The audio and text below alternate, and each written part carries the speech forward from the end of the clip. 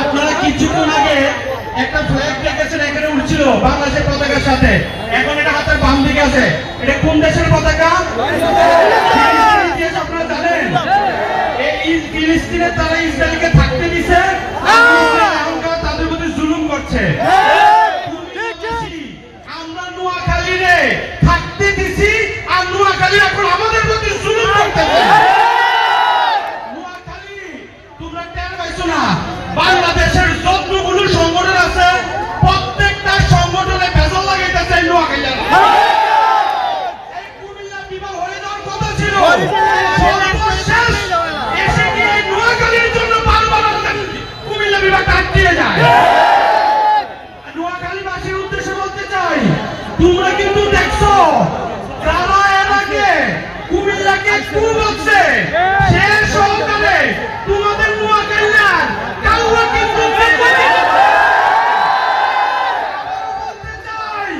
নোয়াখালী জেলার নব্য কাউয়া হিসেবে প্রতিষ্ঠিত হতে চাও।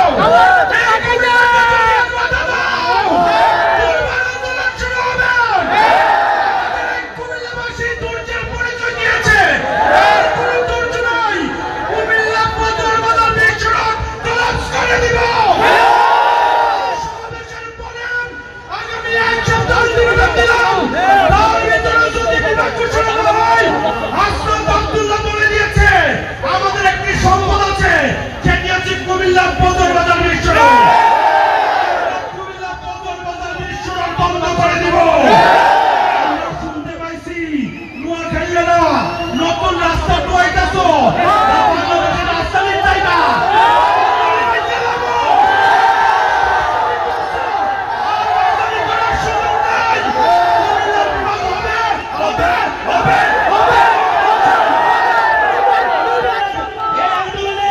ইতিমধ্যে আমাদের সাথে একতা পোষণ করছেন খুলনা দক্ষিণ জেলা ছাত্র দলের সভাপতি গোলাম কিবরিয়া জিলানী, সাধারণ সম্পাদক এমদাদুল্লাহ দিবান, যুগ্ম সেক্রেটারি নাসির, তাদেরকে স্টেজে আসার জন্য এখানে আমাদের মা বোনেরা রেখেছে, এখানে আন্দোলন সফল করার জন্য আমাদের মা বোনেরা এসেছে, তাদেরকে টাকা দিয়ে সিরিজে আসার জন্য বেশি করতে